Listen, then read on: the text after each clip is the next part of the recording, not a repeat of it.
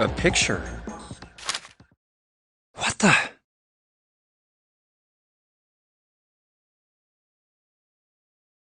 What the hell is this? This man with a mustache on the right. He's the same guy we found murdered in the captain's quarters. He had the Zero bracelet on his left arm. And this second man, with the glasses and a doctor's coat. He's the ninth man, the one with bracelet number 9. He died after he went into door 5. But this guy, the one in the striped suit... Oh man, that's Ace! Yeah, I guess it is. No doubt about it. But what does it mean? What is Ace doing in this picture? Not only Ace, the ninth man and Cap too. And they look happy, like they knew each other well. Why? How? How in the world are these 4 men connected? You say Ace is in that picture? Yeah, it doesn't look like it was taken recently though.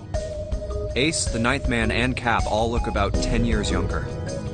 Ah, so the ninth man and the man you found murdered in the captain's quarters are also in the picture? Yeah. Is there anyone else? Or are there only 3 people in the picture? I'm afraid I can't see it. No, there's one more guy.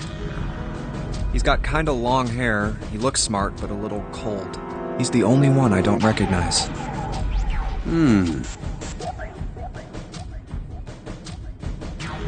What's the date of the photograph? It doesn't have one. Did you look on the back? Back? Yes, the reverse. The other side. Huh. Praying for the success of the Nonary project. With Nijisaki, Kubota, and Musashido. Huh. Then the 4 men in this picture were the organizers of the Nonary game 9 years ago.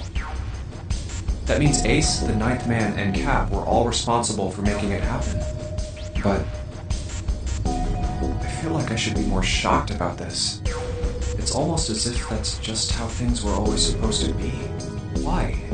Why am I not surprised? Ace was the one in charge of the Nonary project. But why? Why am I so calm? It's like I already knew. Ah, of course. I understand now. Ace was the CEO of Cradle Pharmaceuticals. He was the one who invented the game 9 years ago. He was Gentaro Hongo. Ace is Hongo? I had my suspicions from the beginning. Their voices were similar. Too similar to be a coincidence. I could never forget his voice. It was the voice of the devil. I couldn't be sure, though. After all, I had no way to check. I certainly couldn't ask him. Even if I had known, however, I would never have told you. Zero made it quite clear what would have happened if I did. Oh my gosh, I had no idea. Huh? I didn't know that Ace was Hongo. Oh, yes. I suppose you wouldn't have. 9 years ago, you were in Building Q in Nevada. But Hongo was in the Gigantic with us. I know. That's why I didn't know what Hongo looked like. But why? Why didn't you tell me? I mean, I'm your sister, right? You could have told me. I'm sorry. I apologize for keeping this from you. But if I'd told you, Clover, you would have told everyone else. And if you did, then I would have been forced to tell them about what happened 9 years ago. I had to prevent that. Hey, Junpei. You think I could borrow that picture for a sec? Sure. Hongo Kubota Nijisaki Musashiro. Hongo Kubota Nijisaki Musashiro. Hongo Kubota Nijisaki Musashiro. Hey, Seven, do you... Shut it! Just be quiet. I'm this close to remembering. This close. Hongo Kubota Nijisaki Musashiro. Cradle Pharmaceuticals. Nonary Project. Shit. What?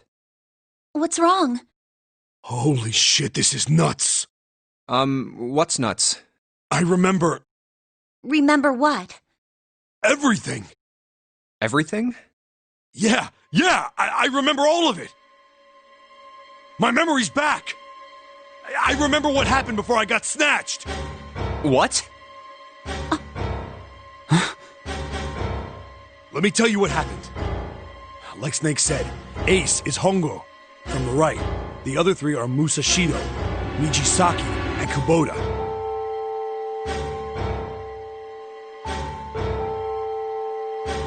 Musashido was the man with the cash. Nijisaki was Hongo's right-hand man, and Kubota developed the actual technical details of the experiments. How do you know all this? Come on, man, I told you, I finally got my memory back. No, that's not what I mean.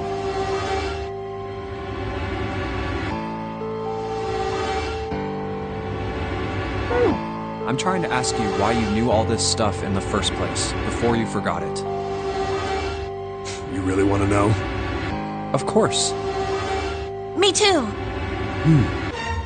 This is gonna take a while. Hell, it'll probably take me a good 3 days to tell you everything. Well, we don't have 3 days. Just give us the short version, all right? Short version, huh? Alright, fine. I'll give it a shot. No promises, though. I'm a detective. It's a little awkward to say this about myself, but you could probably consider me a lone wolf type. I hold to my own code, because I think doing what's right is more important than doing what you're told. That's why I followed my gut that night. A slim lead brought me to the wharf. It was 9 years ago.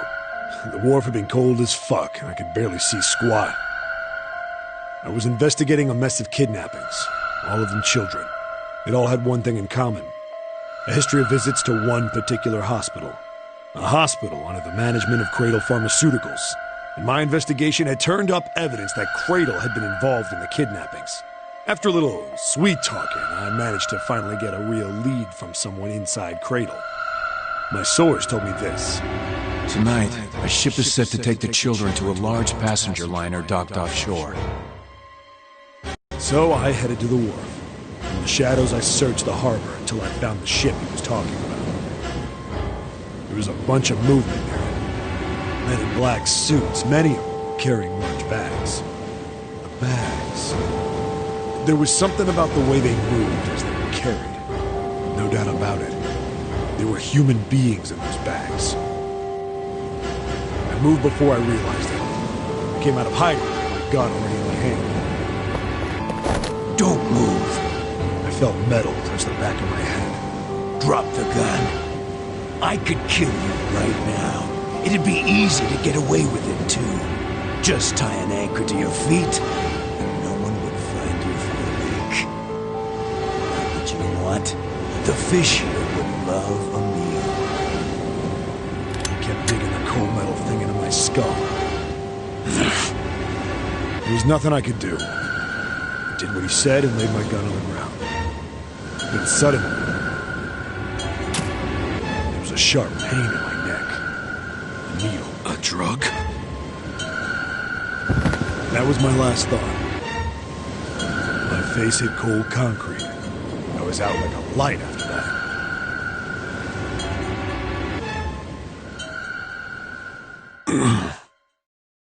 I woke up on a hard floor. Damn it! Shit, my head hurts.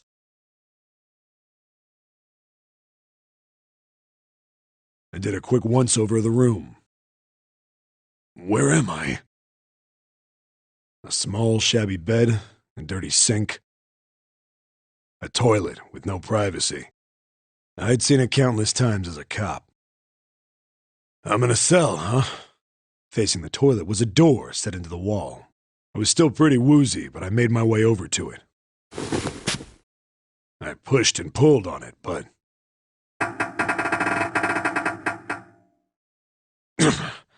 it won't open. Not like I expected much else. It would be dumb enough to put me in a cell and leave it unlocked. Threw myself against the door a few times, but it wouldn't budge. I knew it. I gave up and made my way back to the bed, and sat down. Huh. I sat there for a very, very long time. Who knows how long. Then, I heard a faint voice. The voice was far away. I couldn't understand what it was saying. But I could hear one. It was pretty high, probably a little kid.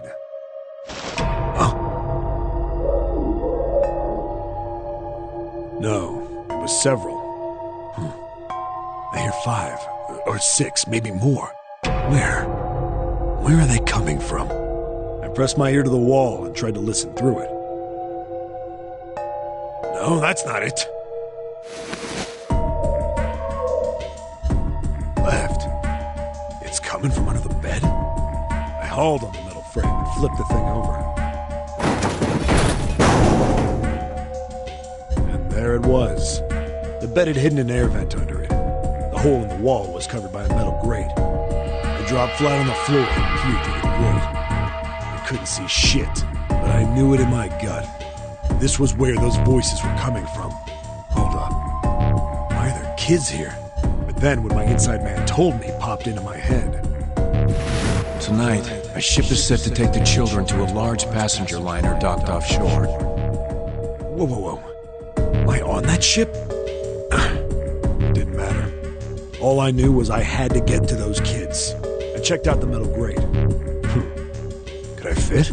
I stuck my fingers in and grabbed it. And then...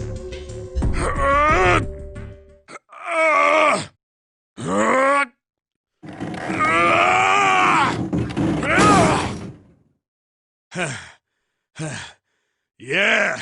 How do you like that, you son of a bitch? I finally got the damn thing off. Sweat was dripping down my face, so I wiped it off and crawled inside. The first bit or so was tight. I had a wriggle on my belly. It wind up eventually, and there was space for me to crawl along on my hands and knees. I went from crawling like a worm in dirt to skittering like a bug. Couldn't say it was much better, but I'd take what I could get. And when I'd been in the thing long enough to start wondering where it'd take me, a massive sound nearly scared the piss out of me. It was like a heavy metal door had just been slammed shut. Then there was a voice.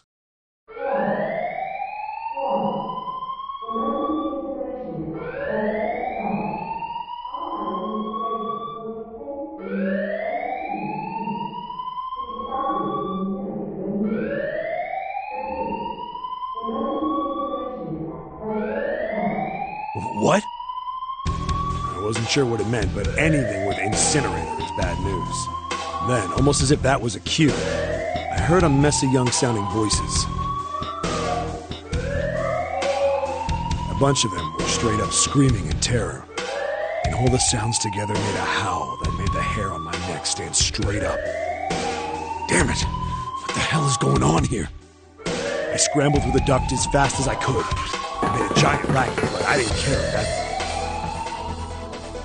point. I soon found a metal door on the left side of the duct.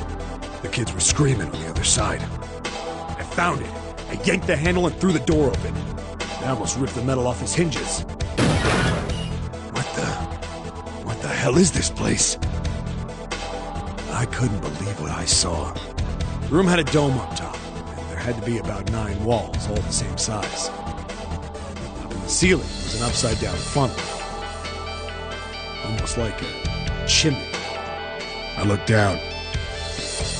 There they were, the kids I'd been searching for. They all gawked up at me, suddenly silent, for the moment, from surprise and fear. Scared of the room or me, I couldn't tell. Probably both, actually. Not like I can blame them running into a mug like this when they're already scared shitless. I snorted at my own dig at myself and turned to the kids. Don't worry, kids, I'm not your enemy. I'm one of the good guys. All of them stood there, frozen. Well, except one. He was a boy, slightly older than the others, in a private school uniform. Who the hell are you? He stepped forward and glared at me suspiciously. I'm a detective. I'm here to rescue you. They looked like they relaxed some the second I got the words out. How are you gonna help us? Where's the exit? There isn't one. The doors we came in through won't open, and the door over there... He kinda cut himself off. I think he was considering something before he changed his mind.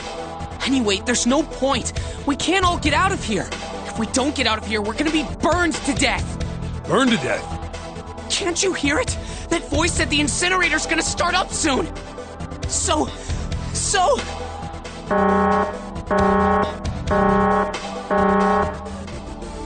The voice spoke again.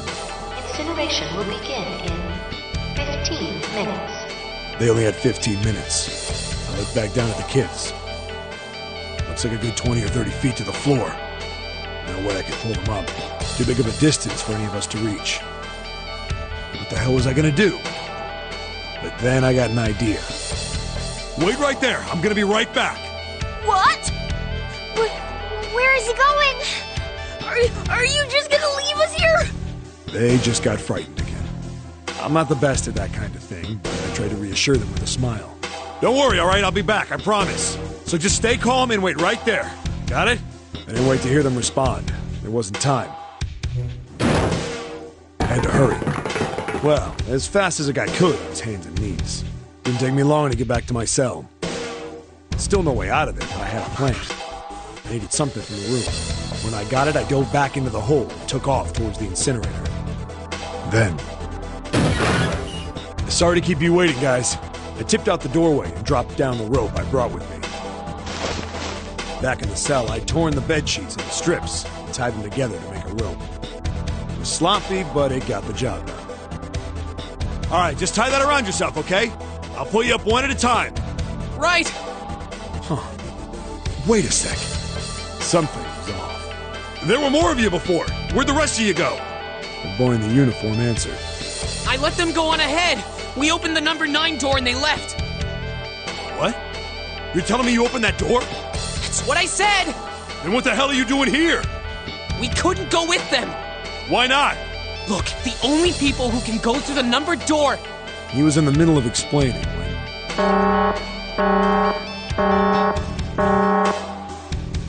Incineration will begin in 5 minutes. The wall shook a bit from the voice bouncing around.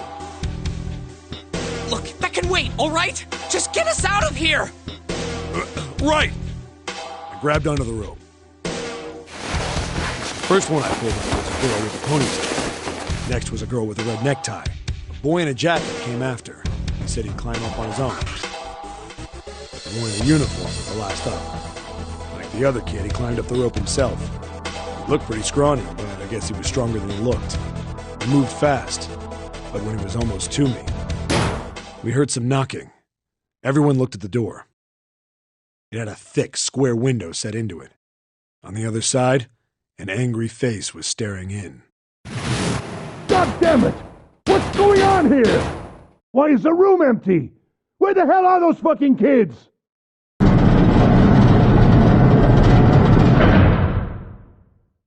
The door opened, and a man stepped in looking half mad with fury. I recognized his face. I saw him many times in photos during my investigation. The man's name was Gintaro Hongo, the CEO of Cradle Pharmaceuticals. Hongo saw the boy hanging from the rope. Yeah! It was like he was an animal. He lunged for the rope. Hurry! I know! The boy in the uniform booked it up the rope. You son of a bitch! Get back here, you little shit! 15 feet. 10. The second I could reach the kid, I grabbed him. I hauled him up and tossed him into the duct behind me. No! No! Hongo had lost it. His face didn't even look human. It was like the bastard pulled off his fake face. He was really a terrifying devil or some kind of damn monster. I quickly reeled in the rope, leaving a furious Hongo yelling at me from the floor. You fucking bastard! You won't get away with this! How dare you compromise this experiment! Experiment? What experiment?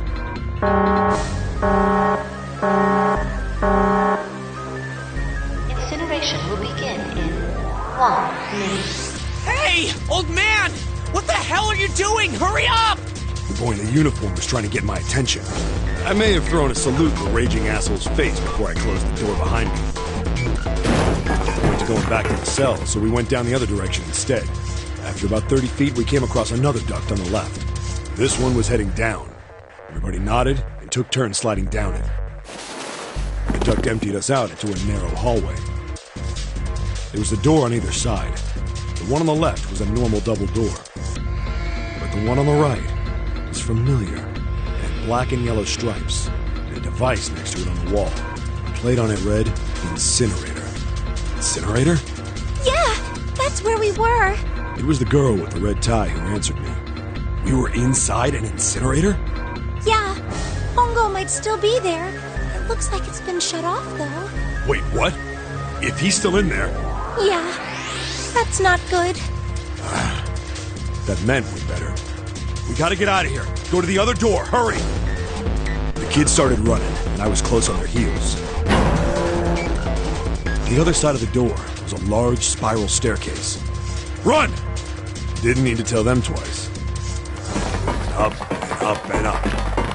Feet pounding the steps, our arms pumping fast. We went round and round and round. The devil was on the tail.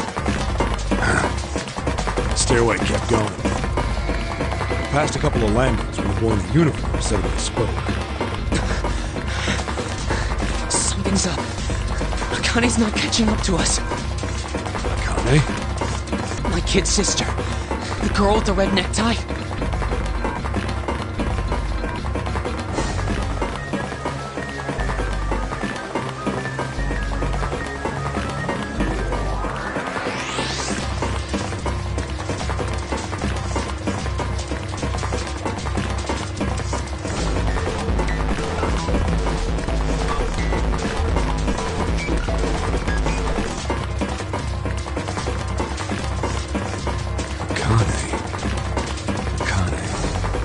Strange.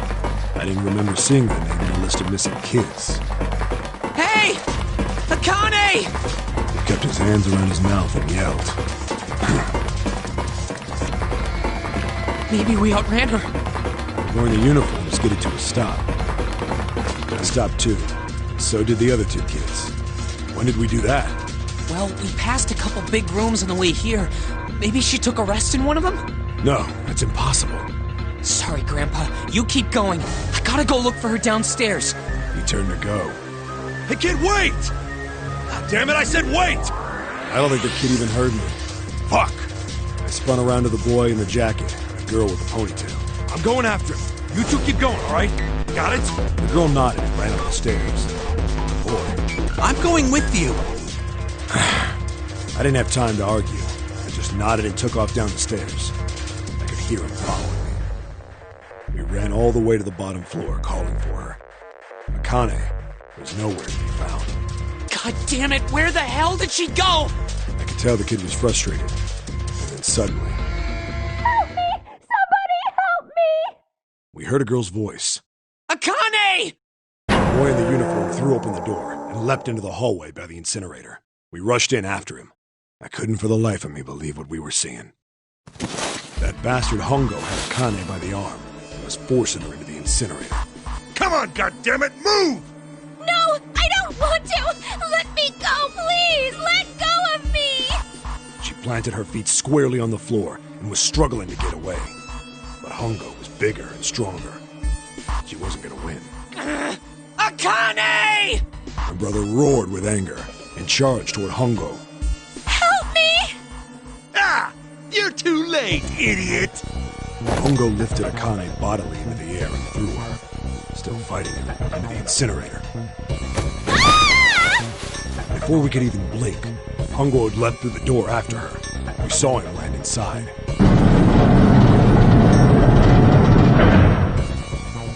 And then, the door slammed shut.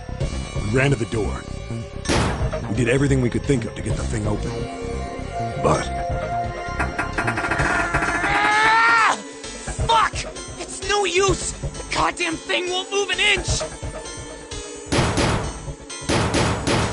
he started slamming his fists against the door. He was close to shattering his knuckles with how hard he pounded on it. Akane! Akane! Are you okay? You came back! Her voice was muffled, but all of us could hear the sheer terror in it. What should I do? I think I'm trapped in here! Where's Hongo? He went out the other door! What? Warning. Warning. Emergency incineration command has been acknowledged. Automatic incineration will take place in 18 minutes. Please evacuate the incinerator immediately. Repeat. Emergency incineration command has been acknowledged. Are you fucking kidding me? It's the same damn thing! Are you there? Yeah, we're here.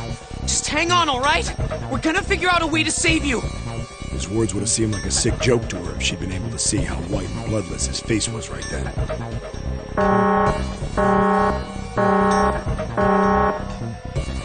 Incineration will begin in 17 minutes. Please help me! I'm really scared! I don't want to die, please! I don't want to die! I don't want to die! It's gonna be alright. I'll figure something out. I promise. I promise, okay? You hear me? I promise! It was torture listening to her sobbing on the other side of the door. Her brother was nearly crying himself. He could only stand there, fists clenched so tight his knuckles were white.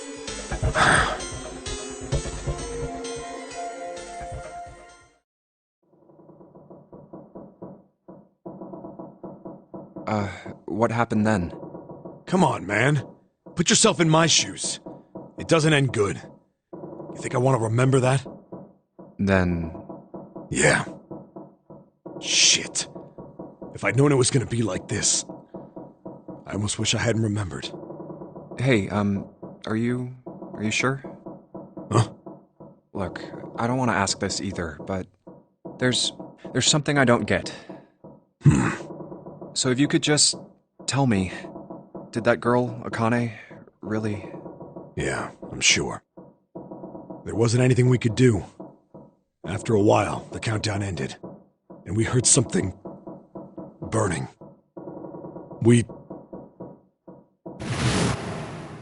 The fire stopped, but we still didn't move. Me and the jacket kid were frozen. The boy in the uniform collapsed as if he couldn't hold himself up anymore. A few minutes passed. The door opened.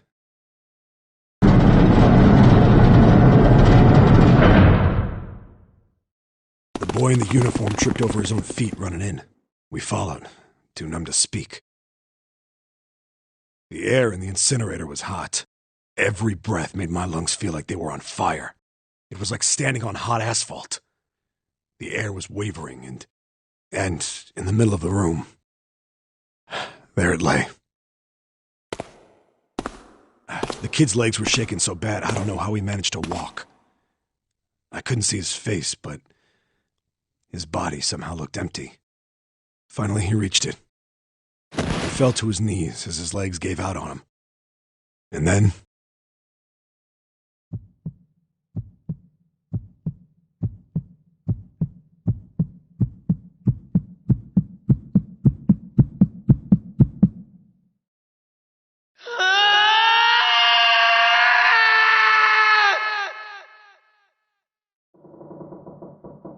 Can I ask you one more thing? What's that? The girl, Akane. What was her last name? What does it matter to you? Just tell me, okay? Please? Kurashiki. Her name was Akane Kurashiki.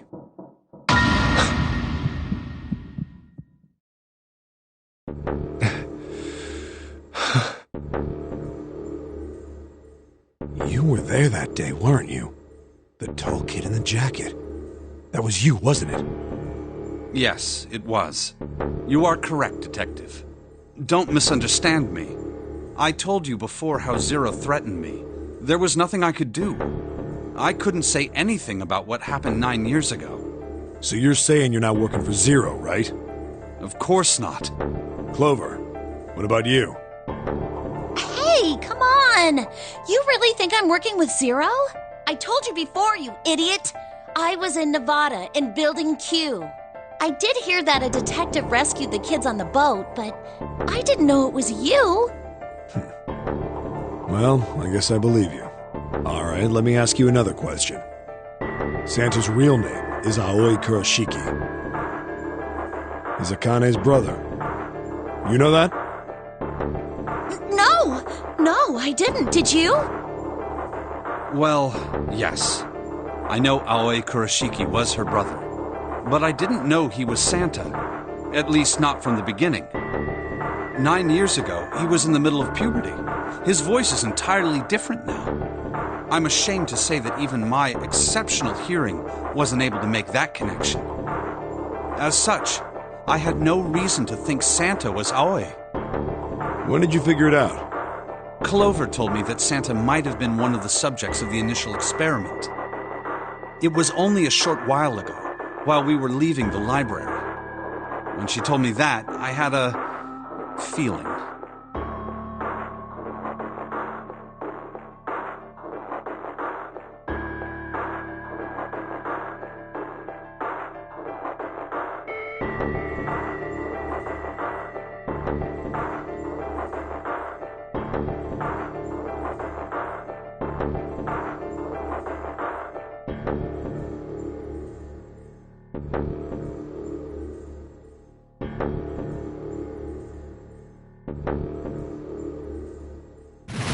Santa is Aoi? Akane Kurashiki, June's brother? There's still a lot we don't know. I mean, like a lot. But there is one thing I think we can say we know. What's that? The body we found in the shower room. It had to be Nijisaki, dressed up to look like Snake. What? Come on, man, what kind of detective are you? You didn't figure that out already? Hey, go easy on me, man. I just got my memory back, all right? Cut me some slack. Well, if he is, the 3 murders make sense then, don't they? Yeah, that's right. Murder. Kubota blew himself up, but that was murder too. So why did these murders take place? If Junpei is correct, and the body in the shower room was Nijisaki's, that means all of the people who were murdered were involved with the creation of the Nonary Project. Kubota, the person who conducted the actual experiments. Nijisaki, Hongo's assistant. Musashido, the man who financed the project. You mean this was all just revenge? Santa is Zero. He's getting revenge for the death of his sister. That's why he killed them. No, I don't think Santa actually murdered anyone. If I'm right, then it's not hard to figure out who the next victim's gonna be, is it? I'm pretty sure I don't have to tell you. Yes. Yep. Right. The next target will be Gentaro Hongo. The person who planned the Nonary Project. In other words, Ace. What? What the hell's going on here? Must be 6 a.m. Our time is up. Shit! Come on, we need to get out of here. How? I'm betting this sucker opens the exit. Come on, let's go.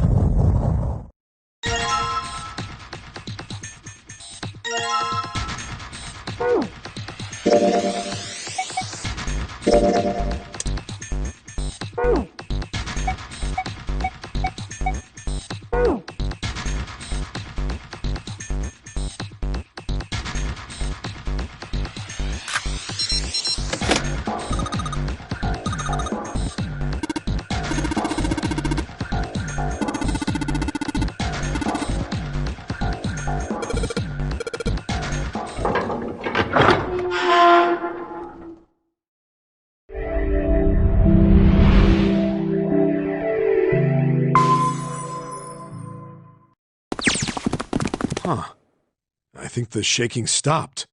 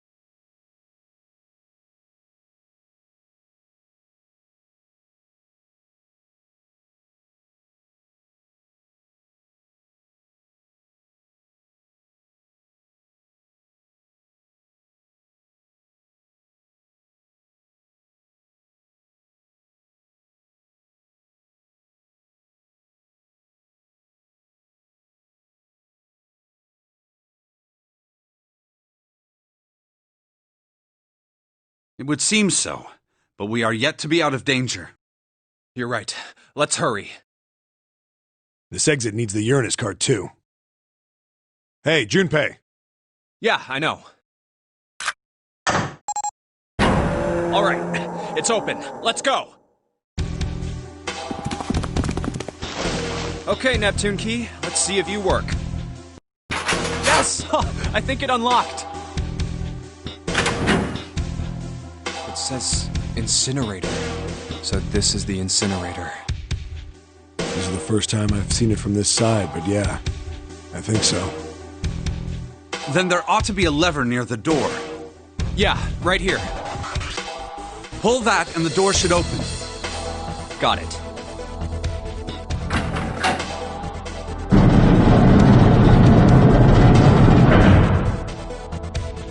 Let's go.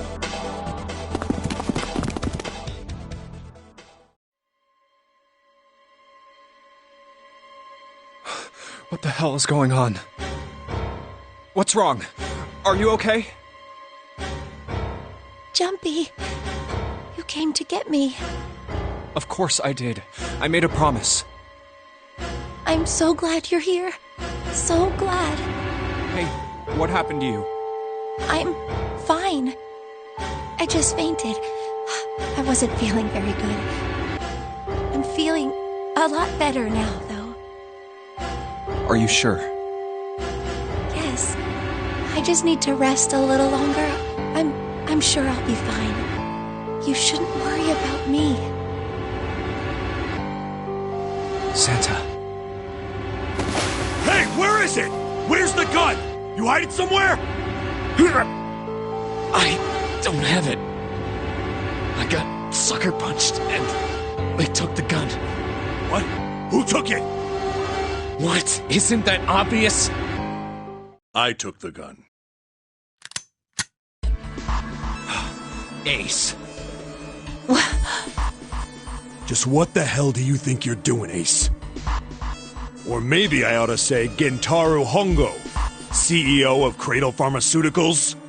You have me at a disadvantage, and I don't like that. You know me, but I don't know you.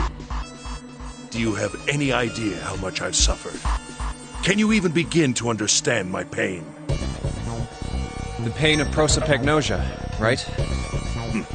Another irritating insect. And how do you know that? Good question. No matter. If you don't want to answer, it makes no difference to me. This is a waste of time anyway. It's time for me to go. First is 1. Give me your hand. 8. And with this, 9. The 9th man. Kubota's bracelet. I believe I've won this game. I've had quite a time playing with you. I must thank Zero, I suppose. Wait, what? Ace doesn't know who Zero is.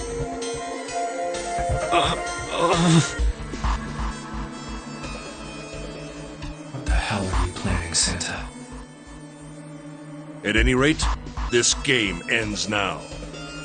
I will escape, and the rest of you will have a slightly less pleasant ending. I suggest you enjoy your final moments. Goodbye. Wait! What? Why isn't it opening? One more time. Now open!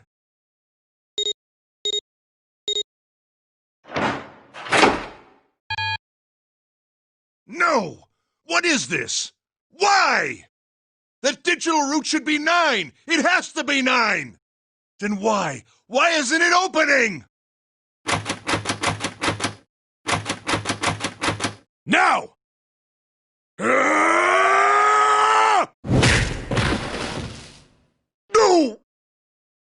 Oh. Oh, that was close. Too close. Thank you, Seven. Don't mention it. Just one punch ain't enough for this piece of shit. After what he did 9 years ago, I ought to rip him to pieces. But if a suspect can't talk, they ain't much good. Once he's locked up in a cell, we're gonna have a little chat. 9 years ago? Then you must be... Yeah, you finally figured it out, dumbass. Oh.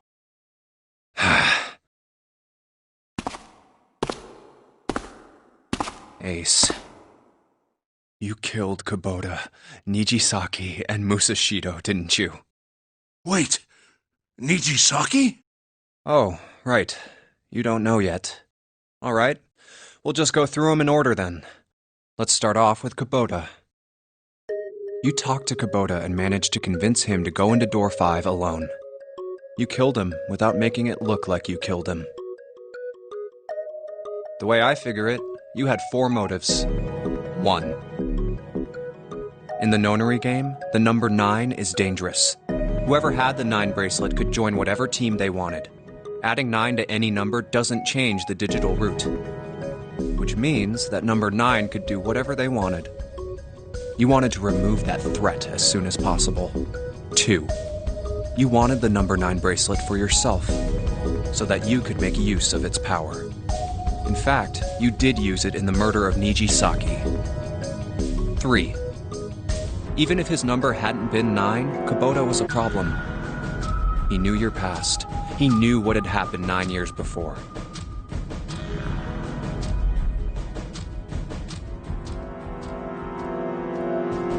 You needed to silence him before he told anyone. 4. But last, and perhaps the most disturbing, you used Kubota as a test. You wanted to know how serious this nonary game was. Was it truly life or death, or simply a harmless prank? You convinced him to break the rules so you could see what would happen. That was why you killed Kubota, but he was only the first. Next was Nijisaki. While everyone was off looking for the missing parts for the Reds, you ran into Nijisaki near the big hospital room. However, because of your prosopagnosia, you didn't realize he was Nijisaki. Chiefly because, when you met him, he was dressed like Snake. That was why you thought Nijisaki was Snake. No, that's not... That was Nijisaki? Why? How did... I'll get to that. Anyway, you thought he was Snake. Snake was one of the kids in your experiment 9 years ago. You remembered him because he was the blind kid, but his presence made you think. Snake was one of my subjects 9 years ago. He probably hates me. But if that's true, why isn't he saying anything? Is he keeping quiet because he can't see? Or perhaps he's working with Zero to get revenge on me. Whatever the reason, anyone who knows my past is a threat. Before he tries anything, I need to get rid of him. That was when you decided you had to kill him. The murder weapon was Kubota's bracelet. You just waved it over the red. Verified your own number and then grabbed Nijisaki's arm and forced it over the scanner panel. Then, when the door opened, you kicked him in. 9 seconds later, the door closed. And then 81 seconds passed. And poor Nijisaki was dead.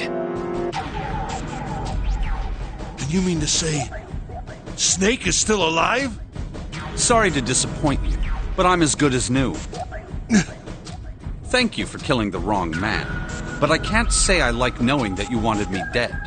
Although, to be honest, even if you hadn't tried to kill me, I would still hate you very much. Well, I wouldn't blame you. Last but not least, let's talk about Musashido's death. When Clover and I were investigating the chart room, you came over to talk to me. Do you remember what you said? Oh, a pocket watch. Might I take a look at it? I handed it to you, and you left the room. You had been in charge of the Nonary project. Of course, you would have known the solution to every puzzle, which would mean that you also knew how to get out of the wheelhouse. All you had to do was place the watch in the indentation on the door to unlock it.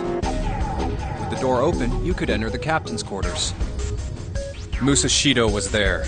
Conveniently placed next to him was an axe that practically begged you to kill him with it. You picked up that axe and buried the blade deep in the other man's chest. One blow was all it took, and then you returned to the chart room as if nothing had happened.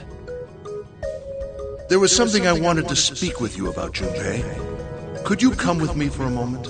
I had no reason to say no, so I followed you to the wheelhouse. When we stepped inside, remember how you slipped your hand into my vest? You pulled out a piece of paper, the one I used to cheat during the vote. But that wasn't really what you were after. Your true purpose had been to slip the watch into my pocket. It wasn't a very good plan.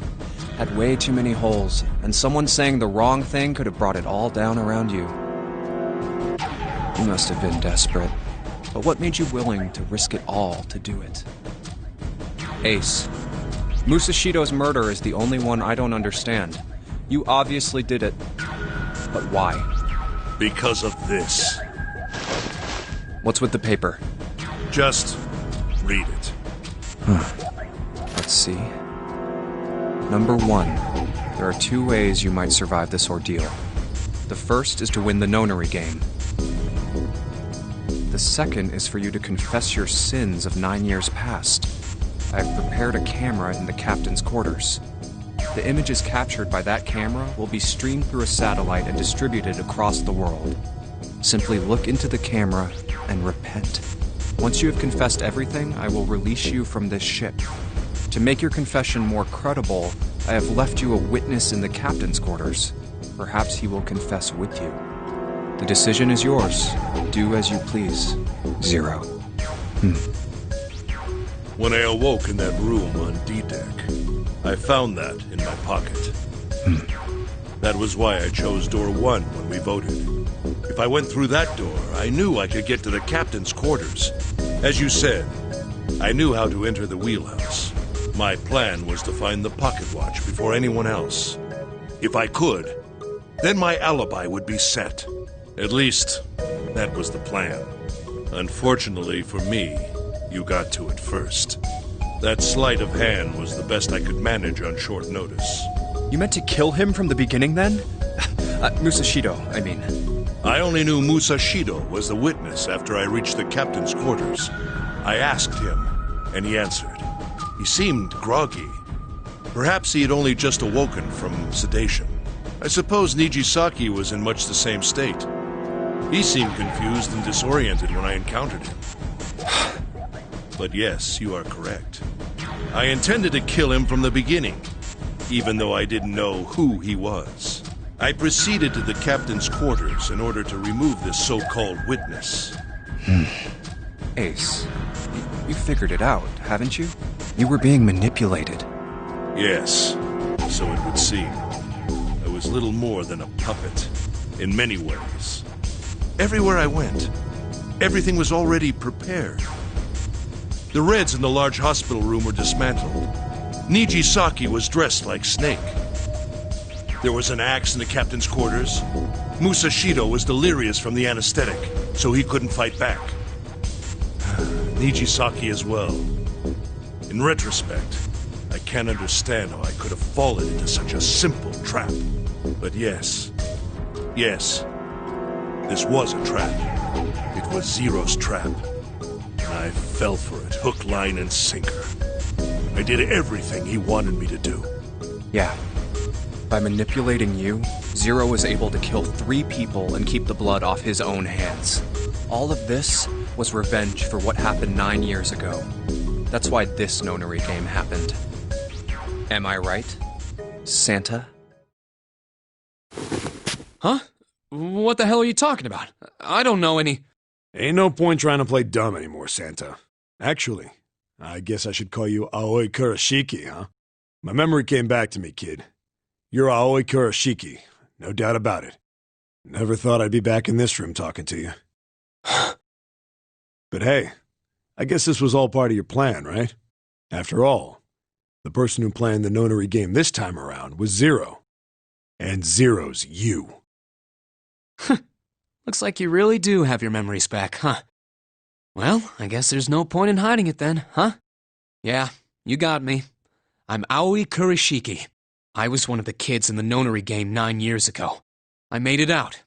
So did Snake over there. But there's one thing... No, I guess there's 2 things you got wrong. Number 1, I ain't Zero. What? Wait, what? Sure, I was helping Zero out, but I'm really more of an assistant, like a secretary. But an assistant's only an assistant. I didn't come up with all this. All I did was follow Zero's orders. Then, if you're not Zero, who is? Calm down there, Junpei. Didn't I say 2 things? You made one more mistake. Junpei, you just said... all of this was revenge for what happened 9 years ago. That's why this nonary game happened. But that's not it. Revenge isn't the only purpose. There's another reason you guys were playing the nonary game. To save someone. Save someone? Right. You were brought here to help my sister. To save Akane. What the hell are you talking about? Akane Kurashiki died 9 years ago in this room. I was there. I saw... What? What the hell? Where is she? Where's Akane Kurashiki? Ugh! Oh, my head! My head, it feels like it's gonna pop. 7! What the hell is going on? I don't know, I just... Oh! I swear to God, my head feels like it's about to explode! What was the Nonary Project? I'm sure you know already, but I'll tell you one more time. It was a project designed to test a particular phenomenon. And what was that phenomenon? For 2 organisms to communicate with one another in the absence of physical contact. The morphogenetic field theory. Could human beings use these invisible fields to exchange information? That was what this experiment was conducted to determine. There were 2 separate locations. One was the Gigantic, and the other was a building in Nevada called Building Q. The 9 children trapped in Building Q were faced with numerous puzzles, copies of identical ones on the Gigantic. They were told to send their answers into the morphic field set and transmit them to their brothers and sisters on the Gigantic. The transmitters were put in Building Q, and the receivers were put on the Gigantic. Each sibling pair was supposed to be split up, but there was a mistake. Akane was a transmitter. She should have been in Building Q. However, for some reason, she was placed in the Gigantic with the receivers, like me. Perhaps she was mistaken for someone who was supposed to be in Group A. Whatever the case, Akane ended up on the Gigantic. I think I've told you enough. You get it, don't you? I'm pretty sure you know where this is going, Junpei. Where what is going? Don't play dumb. You know things you shouldn't. Things you couldn't. How did you know Ace had prosopagnosia? How did you know why Ace wanted to kill Kubota and how Nijisaki was killed? Were you surprised when you found out Ace was Hongo? And what about the coffin Snake was trapped in? How the hell did you open it? Well, that's...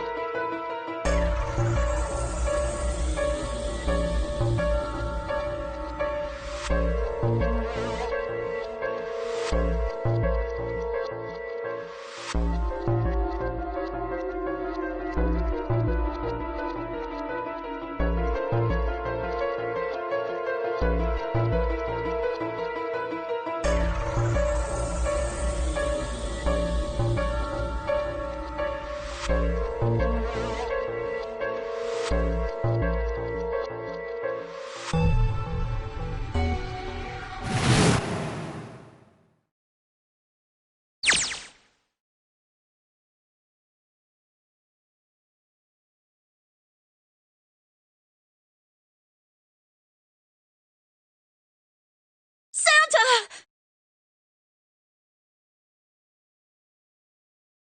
Freeze.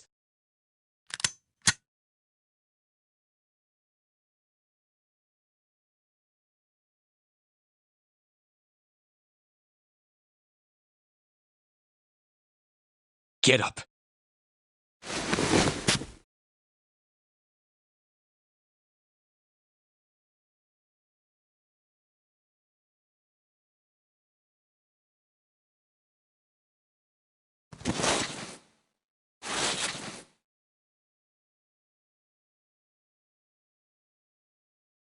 Hey, what's your plan, Santa? What are you doing?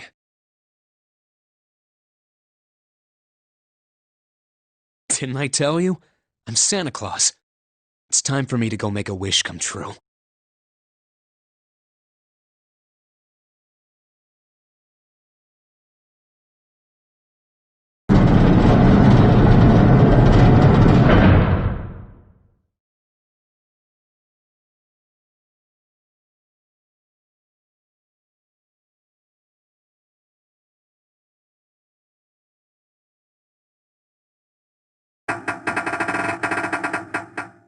Damn.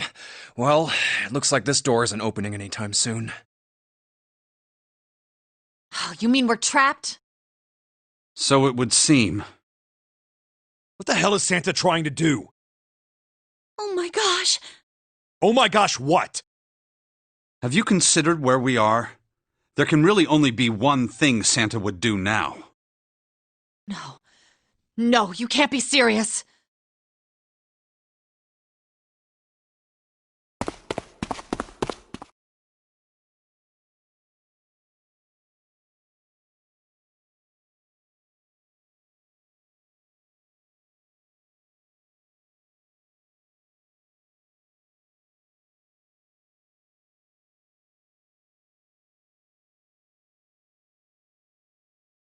Junpei, can I borrow your pen and notebook?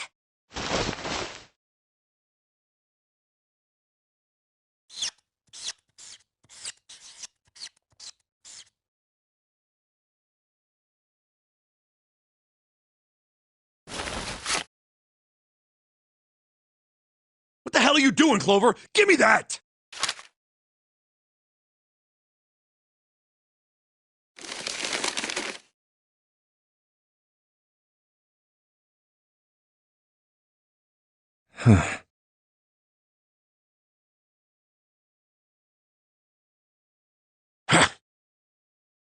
What? And there's no other way?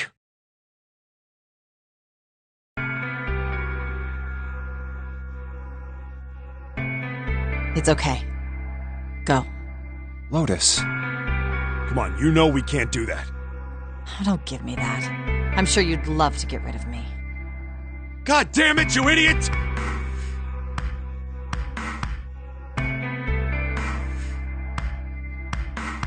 Without... if you're not... Look, it'd be bad, alright? Bad? Yeah. If there weren't assholes like you around, I'd be out of a job. Uh-huh. Look, I'm just not leaving you behind, alright? End of story. 7. He's right. I'm not leaving you either. Me too. You didn't honestly think I'd abandon you, did you? You're all idiots.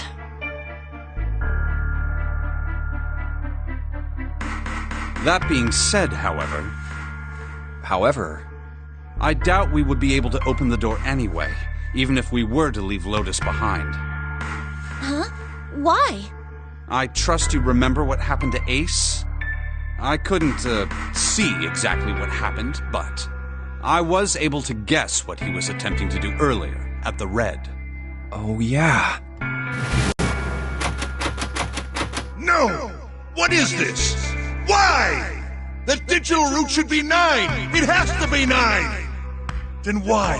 Why isn't it opening? Just to see, why don't we give it a shot? Give it a shot. Yes, that is what I said.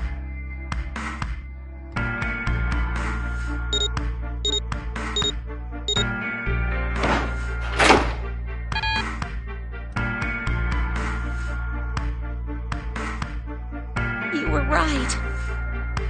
It ain't opening.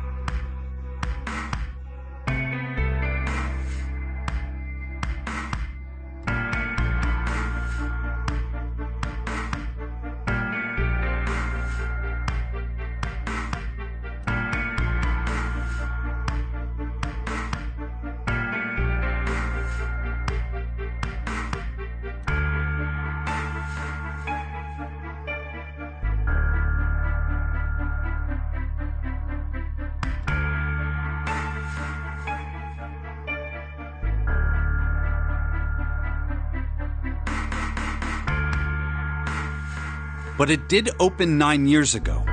The digital route was 9 then, I'm sure of it. You think maybe they changed the settings? Perhaps.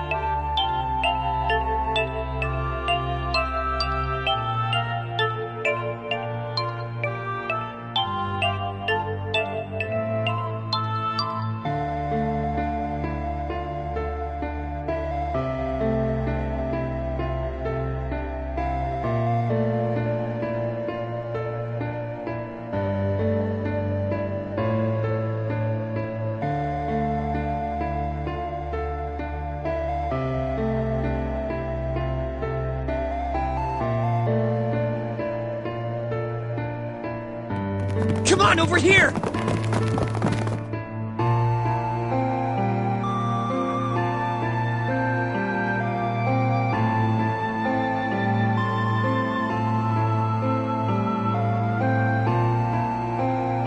Come on, hurry up!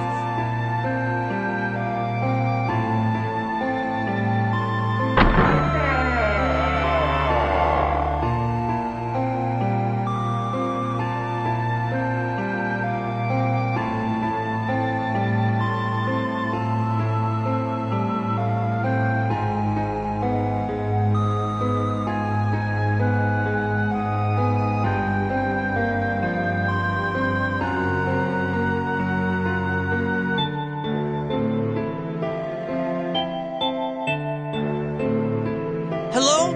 Everyone? Could you come over here for a moment?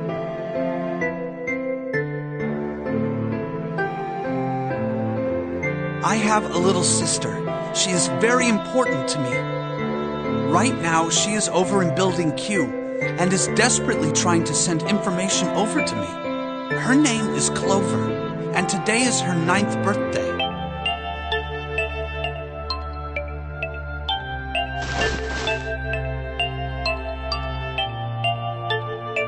I was going to give these to her as a birthday present.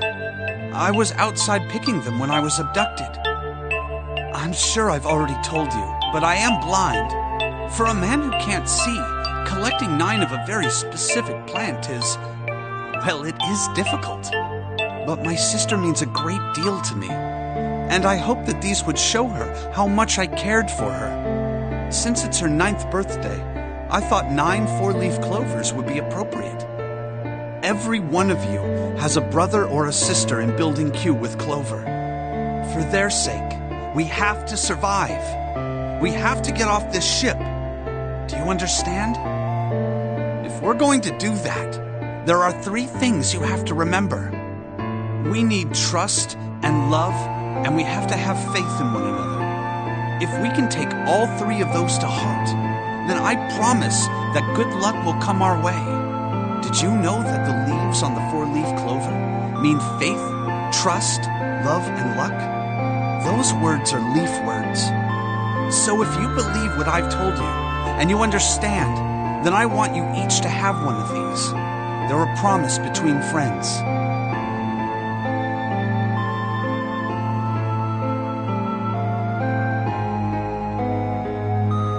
Now don't ever forget, so long as you have that, we will always be connected.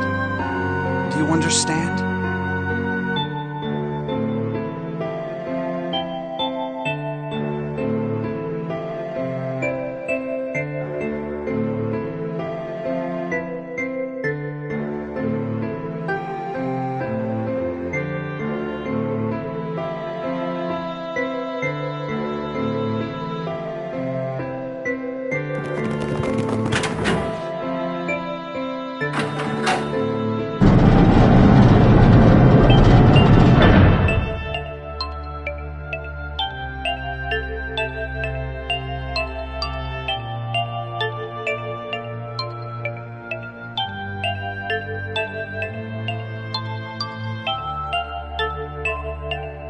What are we gonna do? There aren't any other doors!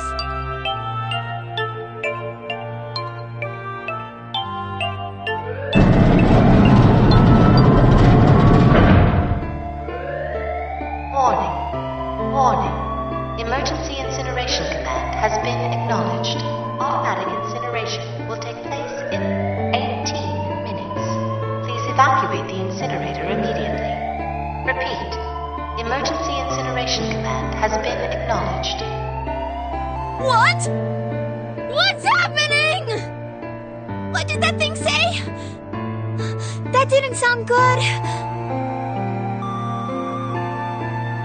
I think it means this room is gonna burn. Burn! The plaque on the door says incinerator. And that voice said that the incineration is about to start. And incinerate means to burn. No! Help me!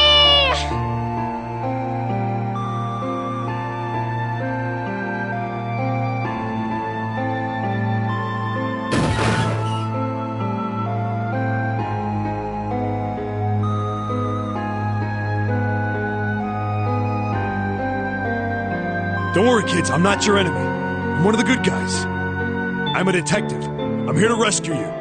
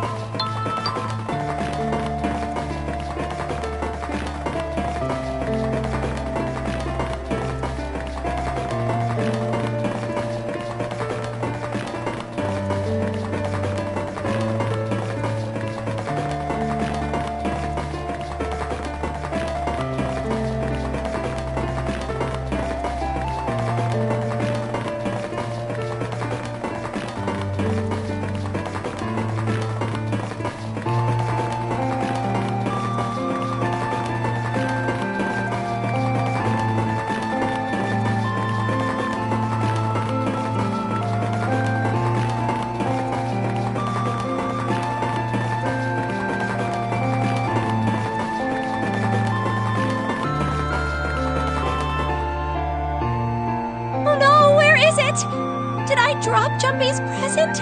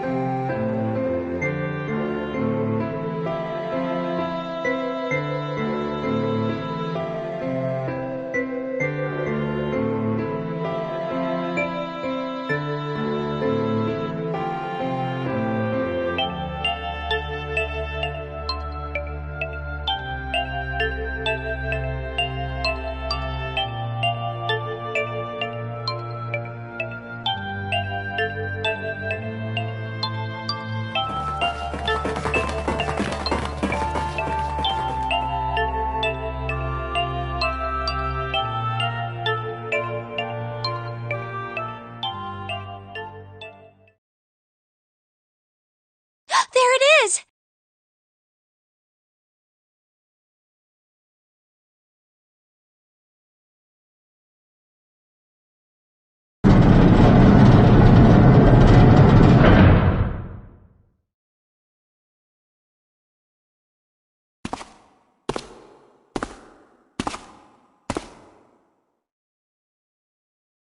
Ah, how wonderful to see you decided to come back.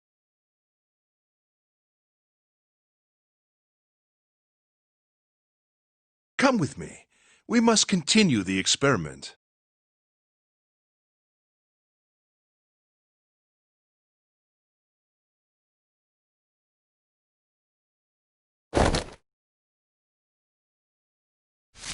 I said, come with me.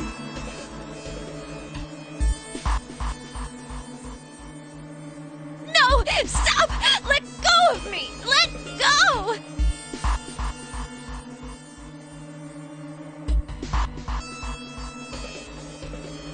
Stop struggling, goddammit!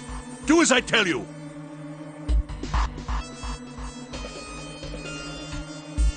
Help me! Somebody help me! Akane!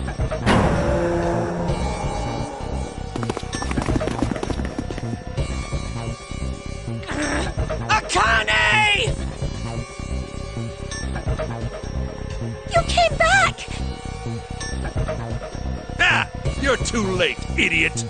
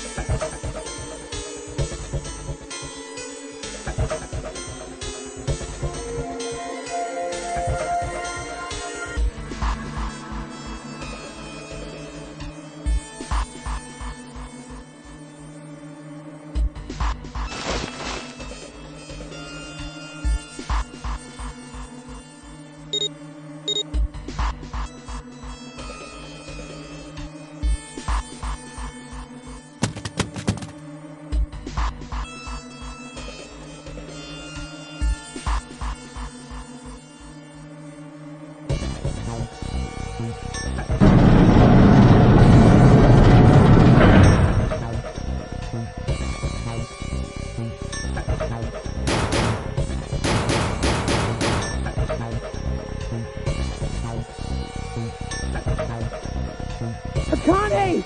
Akane! Are you okay? Help me!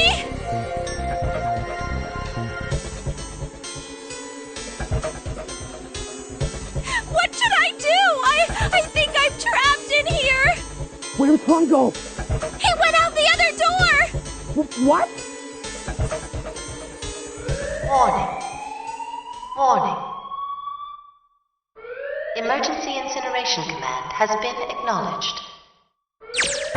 Incineration will begin in 18 minutes. Please evacuate the incinerator immediately.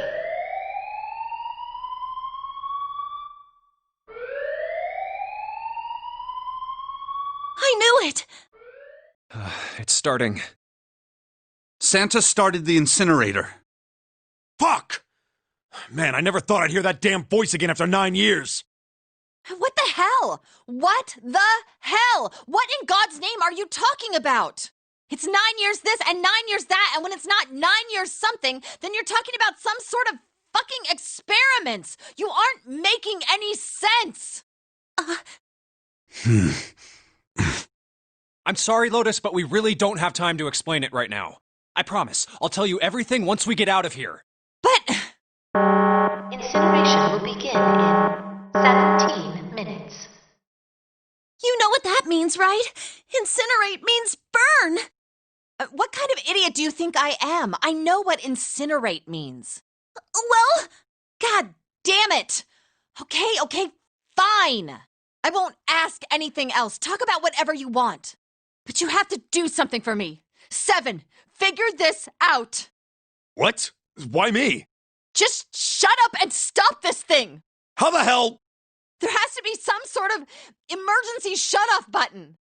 There isn't anything like that. How the hell do you know? Because I looked for it 9 years ago.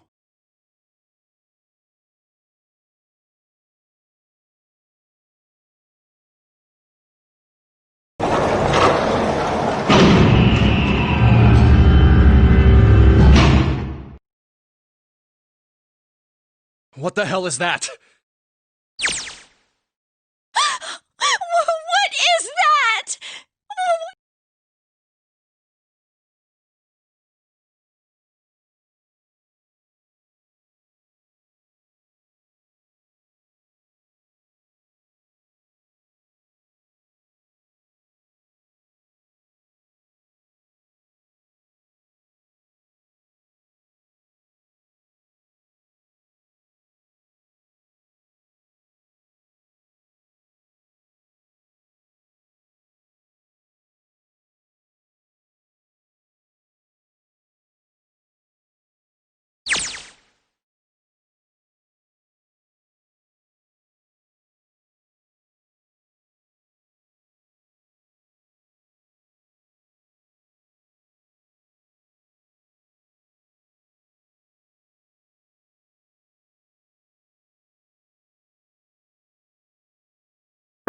Incineration will begin in 15 minutes.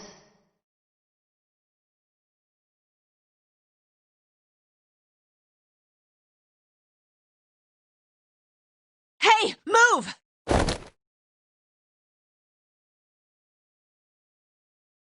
Okay, it's turned on. There's nothing on the screen, though. Oh, this is bad. This is really bad. If there's nothing on here, how are we supposed to do anything with it?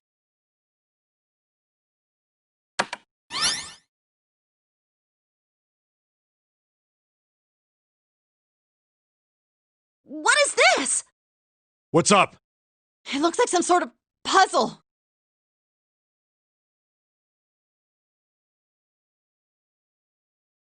Do you think that if we solve this puzzle... The incinerator will stop? Yeah. Well, we can hope, right?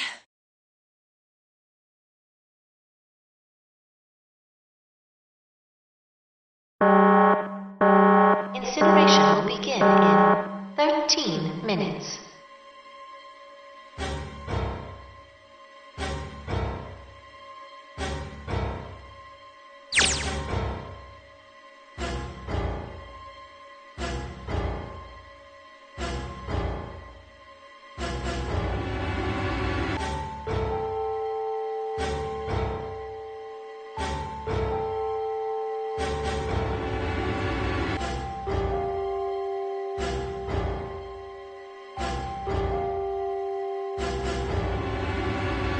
Hey, what are you doing?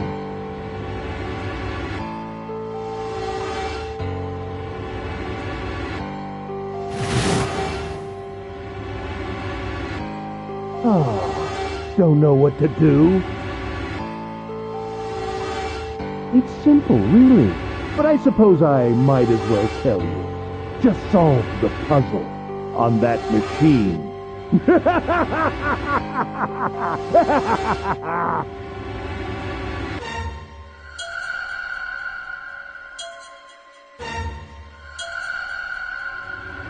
You're a terrible person! I hate you! Oh my! How could you call a gentleman such as myself a terrible person? That's not very nice. I'm quite fair. I don't use tricks or play dirty. You see? I've even left you a way out. A way out? Didn't you hear me? All you have to do is solve that puzzle.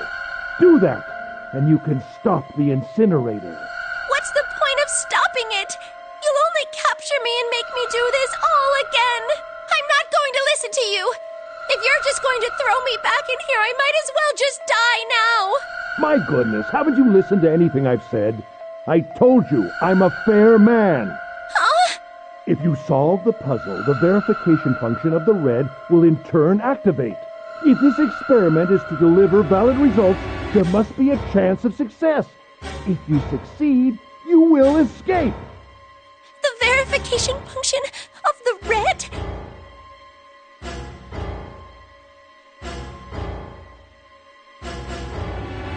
Ah, so you do remember. Right now there are two numbers in the red. The first is 1, and the second is 3. Say, Akane, what's your number?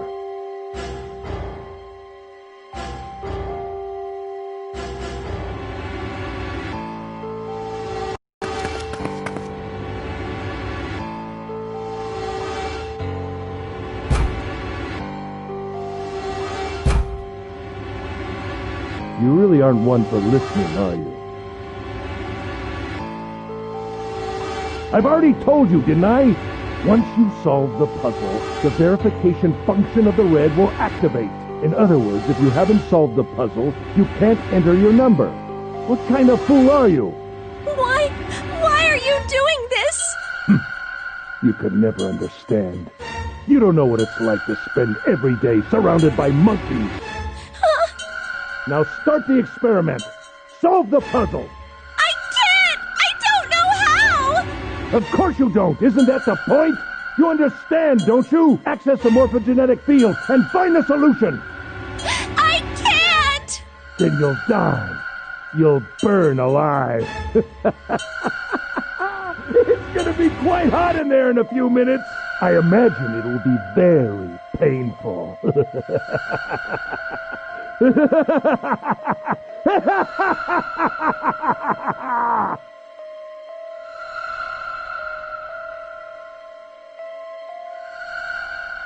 Incineration will begin in 10 minutes.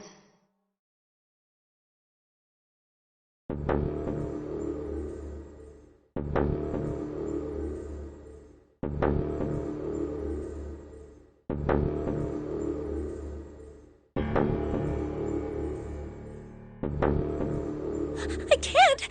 I just can't. There's no way. I can't figure this out.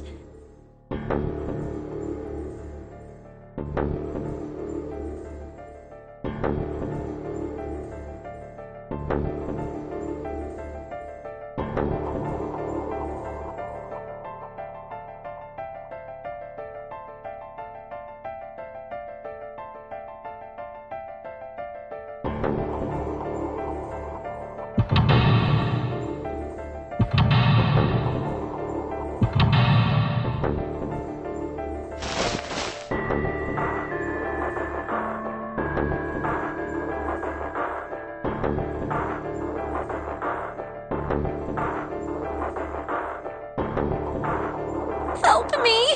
Jumpy! Help me! Help me! Help me! Jumpy! Jumpy! Jumpy! Please! Help me! Jumpy!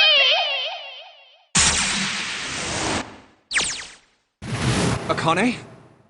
Akane! Who the hell is Akane? Shut up! Just shut the hell up!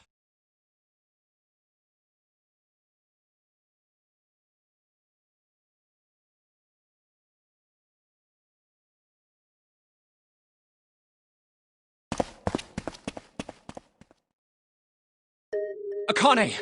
Akane! Can you hear me? Akane! Say something!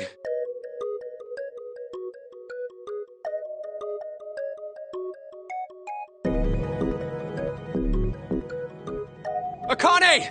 Answer me! Akane! Jumpy?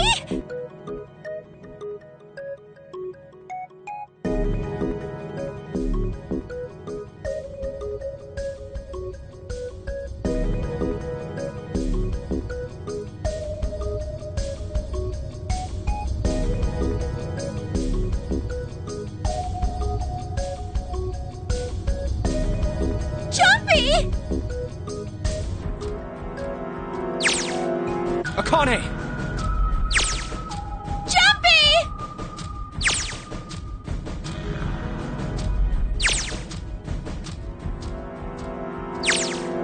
Akane!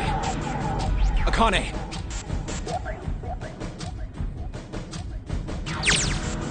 Yes, I am! How did you know?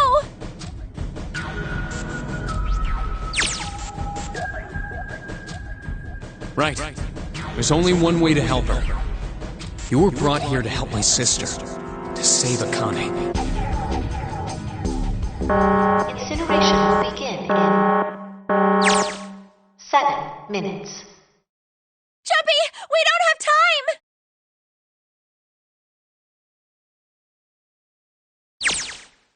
Got it!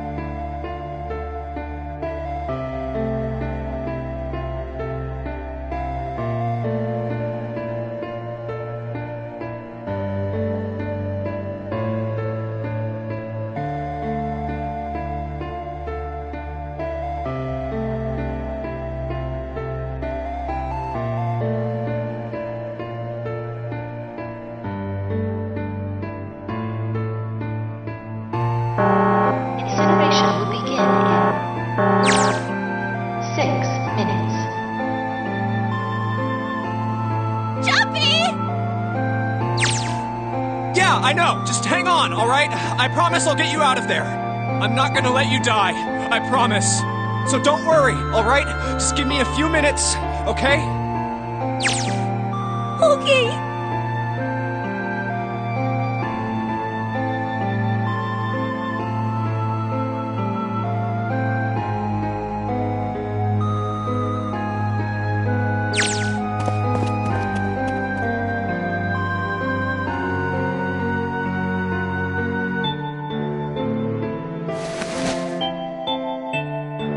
Hey, what are you... Just trust me, okay?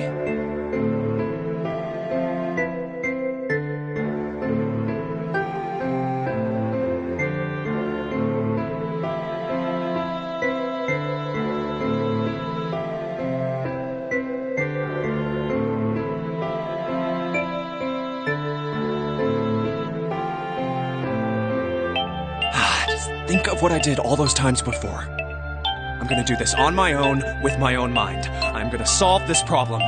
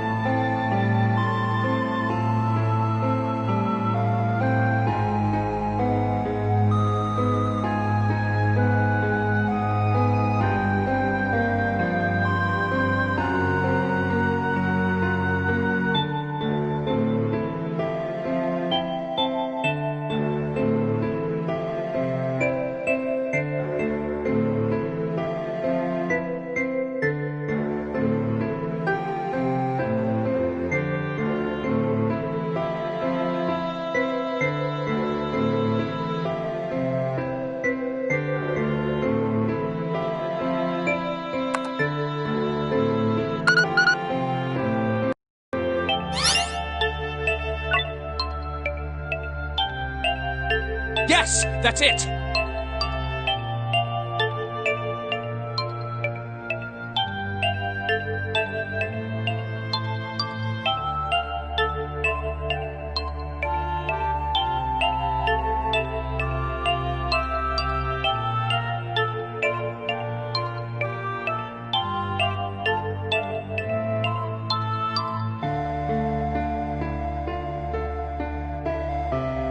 Akane! Did you get it?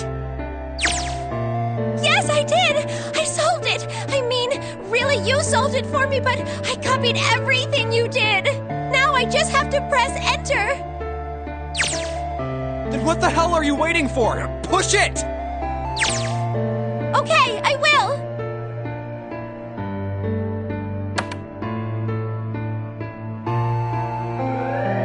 Emergency shutdown command has been confirmed. Incineration system has been disabled.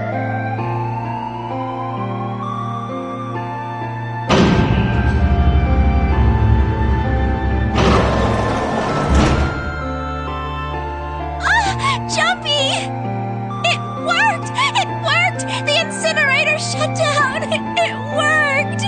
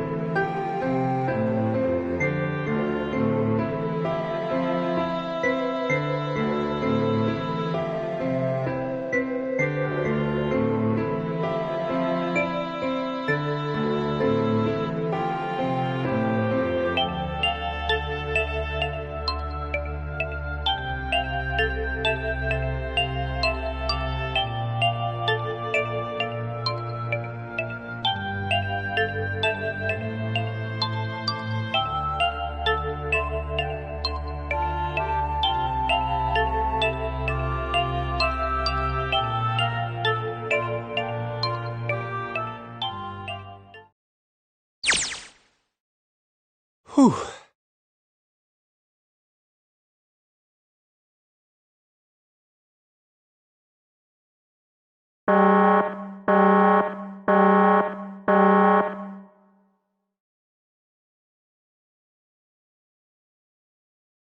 Akane! Sorry, but things are kinda busy over here. I'm gonna have to hang up now, okay? Oh, of course! That's fine!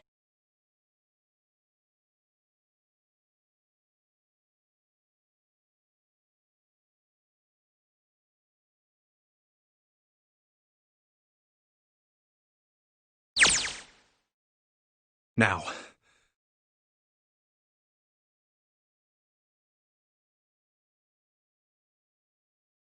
Junpei, are you... Okay. Ah, shut it!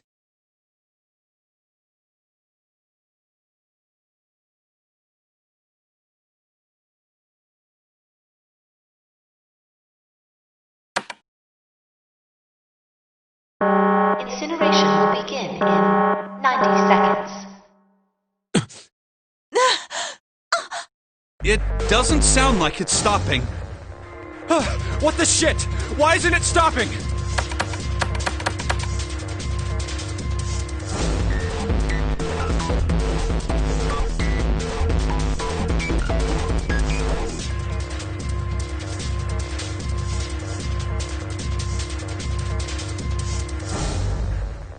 Incineration will begin in 60 seconds.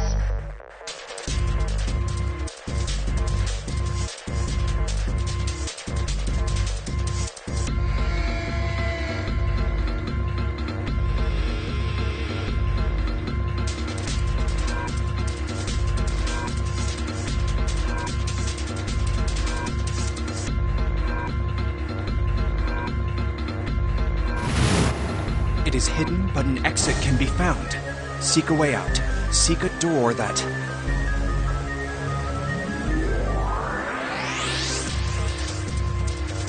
Incineration will begin begin in 30 seconds. Run, guys! Get to the door! Run!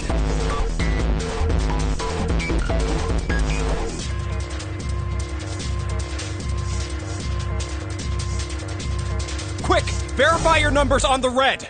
Verify? Who? What combination?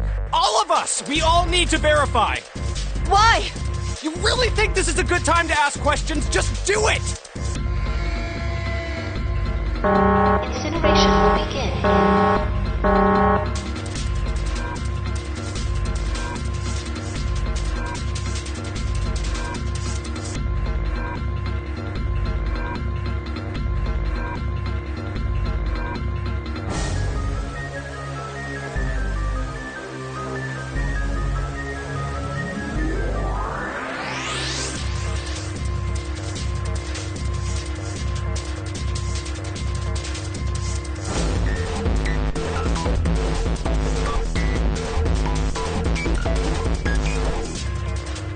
10 seconds. 9, 8, 7, 6, 5, 4, 3, 2. Central gate has been opened. Incineration system has been disabled.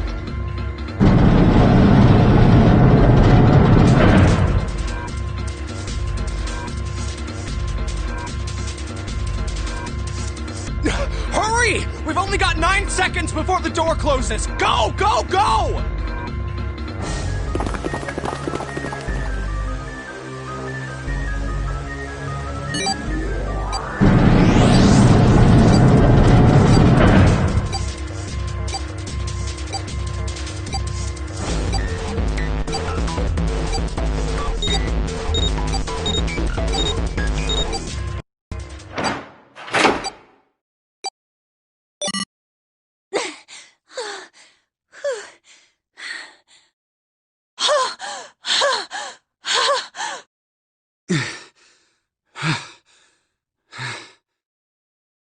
Shit.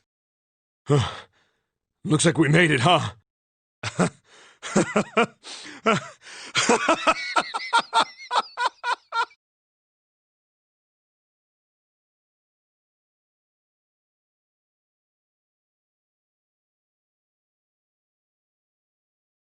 Akane? Akane! Can you hear me? Akane!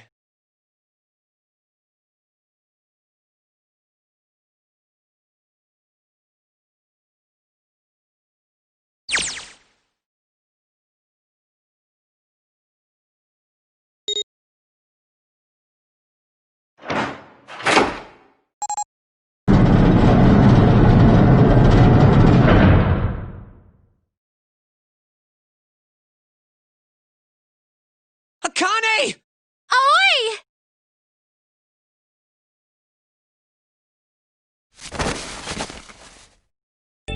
Oh, oi! Akane!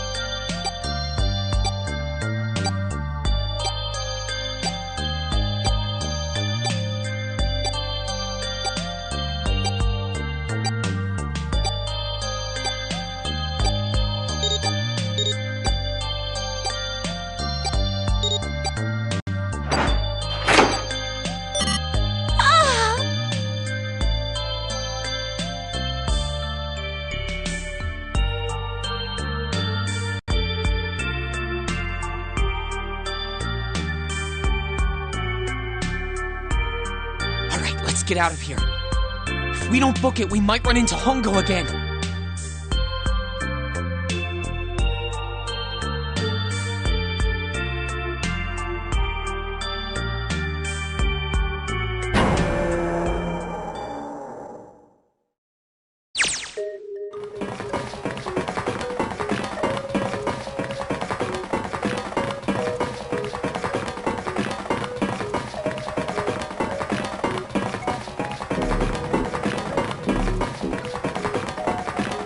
Hey, Junpei, can I ask you something? What's up?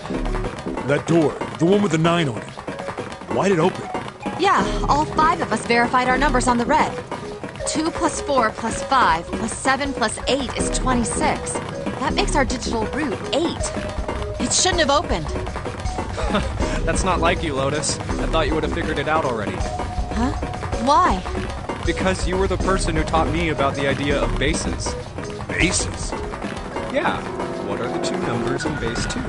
0 and 1. How about base 10? That goes from 0 to 9, right? And how about base 16? 0 through F. After 9, it starts at A and goes from there. B, C, D, etc. You're right. In other words, A in base 16 is 10 in base 10. B is 11, C is 12, D is 13, and so on. So, what about it? You don't get it? What if we keep going with that pattern? What if you go way past base 16 all the way to base 27? Base 27? Yeah. Well, the numerical digits are the same. So, I guess you'd add alphabetical digits. E is 14, F is 15, G is 16. H is 17, I is 18, J is 19. K is 20, L is 21, M is 22. N is 23, O is 24, P is 25. Yeah, and? What comes after that?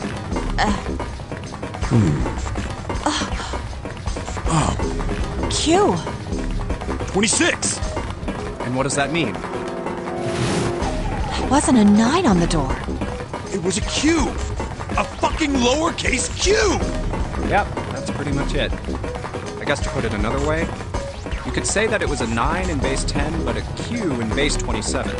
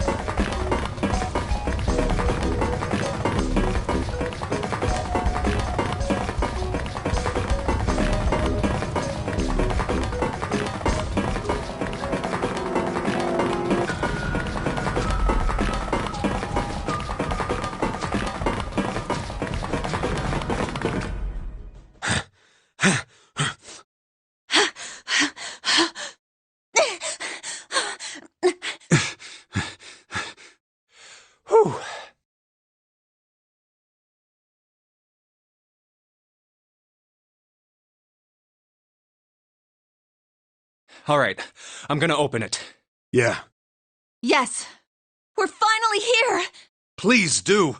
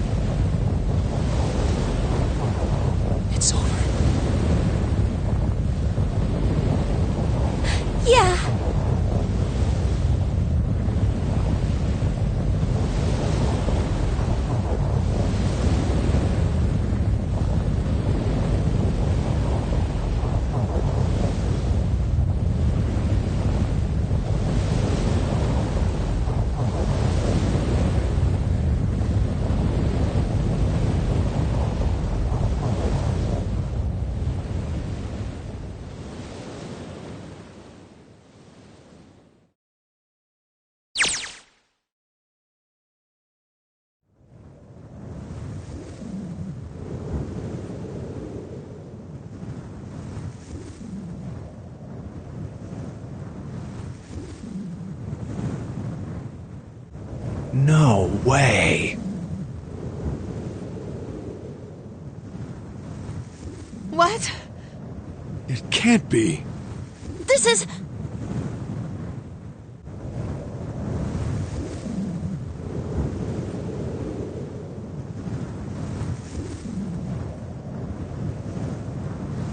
This is the building in the Nevada desert. the mock experiment building. Oh my god. This whole time we were in Building Q.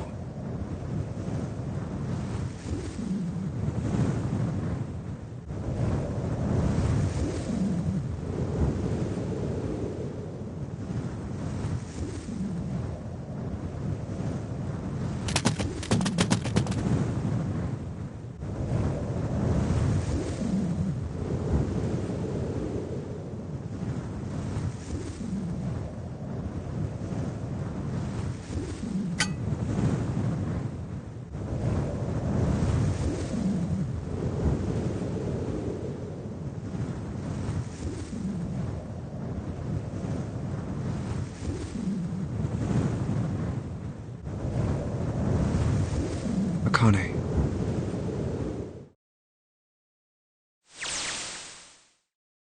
Jumpy!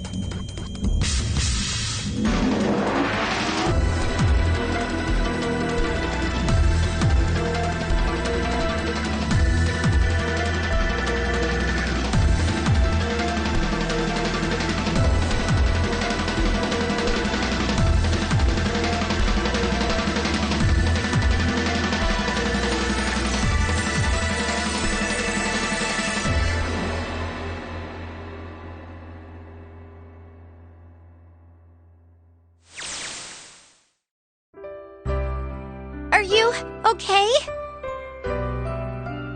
Oh, come on. This is nothing. Really? Yeah. You don't look okay.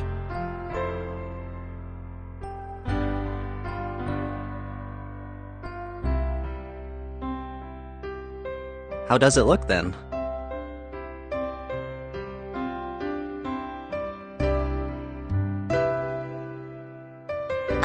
Well, let's see. It looks like you kissed a toad and got warts, but then they just kept growing and growing and growing. What does that even mean? Ow, ow, ow, ow. See? I told you you're not okay. You're too reckless. You can't beat 5 8th graders, Jumpy. That's crazy. Yeah, but I couldn't just stand there. I mean, don't you think so? I had to do something.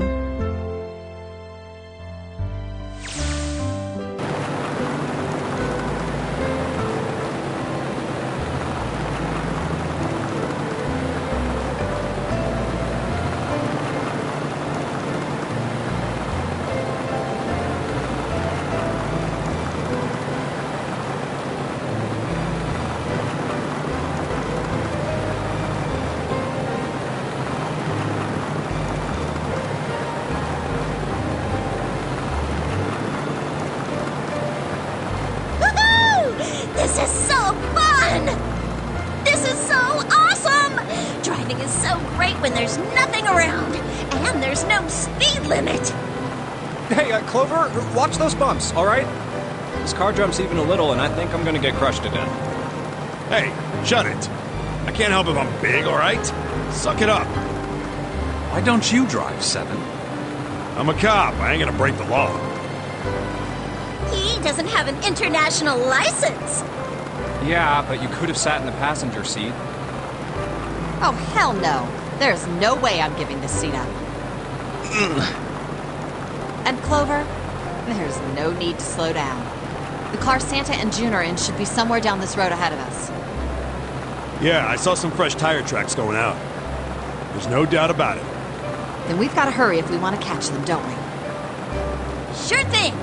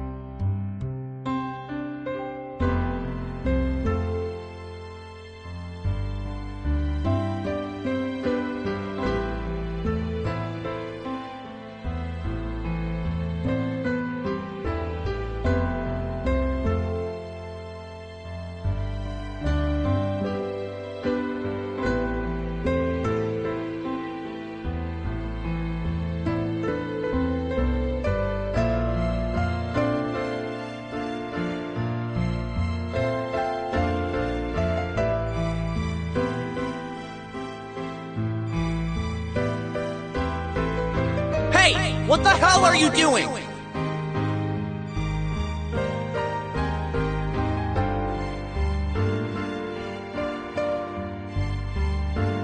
Help me! Officer, please! You have to come with me!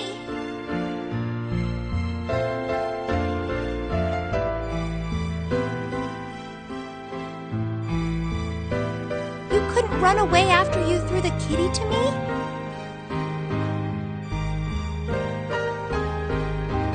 Yeah, I guess I could've. Then why didn't you? I didn't want to. I wanted to beat him up. Beat him up real good. Because of what they were doing to the kitty. Yeah, that too, but I think they were the ones behind those murders our first semester. Remember? Oh, you mean the bunnies. Yeah, the bunnies.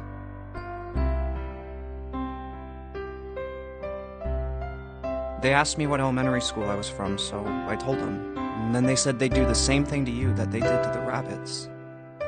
I couldn't forgive them for that, so I...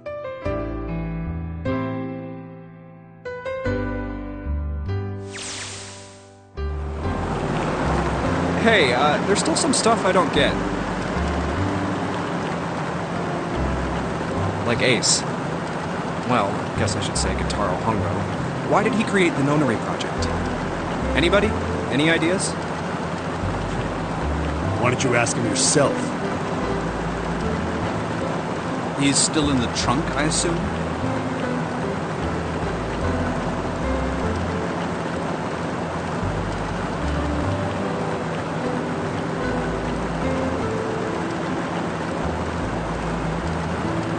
Hey, were you listening to us?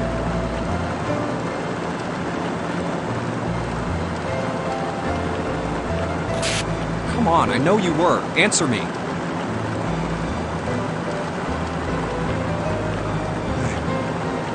I only wanted to see the faces. Human faces. I thought if I could gain the ability to access the morphic field set, then perhaps I could see faces.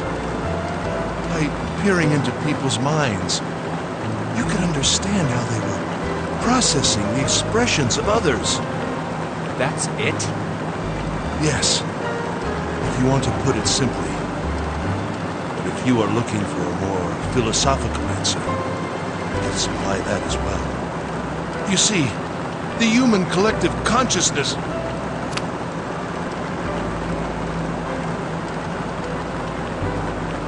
All right, so what's your second question? You said there were some things you didn't get, didn't you? Well, my next question doesn't really have anything to do with you two. This is for you, Seven. It's about the whole Alice thing.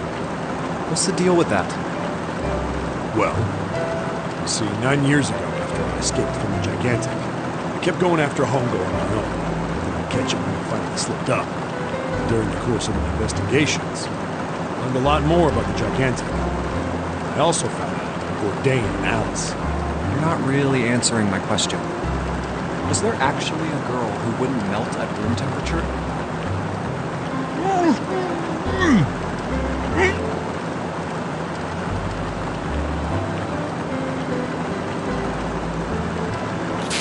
What?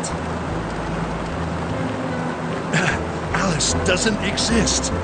9 years ago, I found Alice's coffin behind the library on the bottom deck. There was nothing in it but the root of a peculiar plant. My research determined that it was a member of the genus Mandragora, of the family Solanaceae, and was able to extract a particular alkaloid from it. I used that extract to create Sopo. Its creation was a tremendous boon to my firm, and we grew rapidly.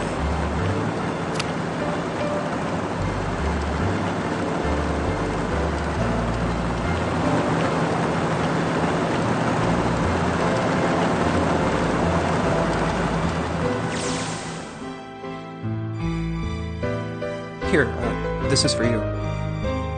What's this? This is a for you doll. His name is Junpei.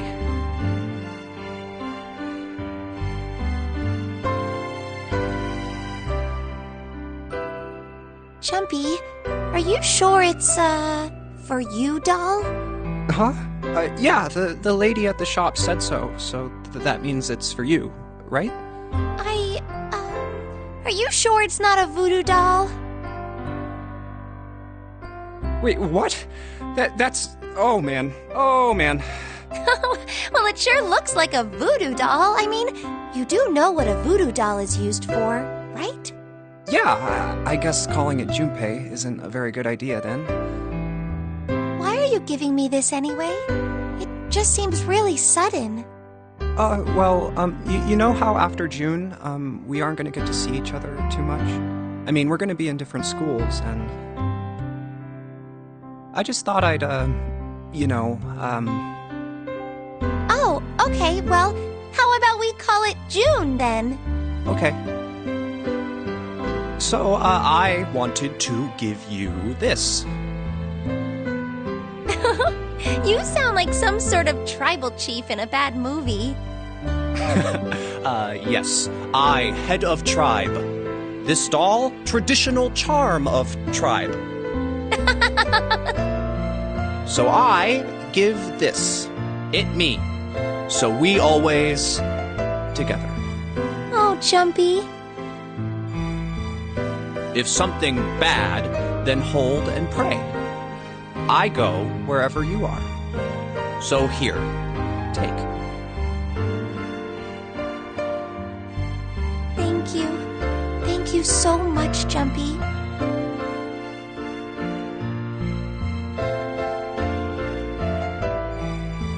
Oh, Jumpy, I'll never forget you. I promise.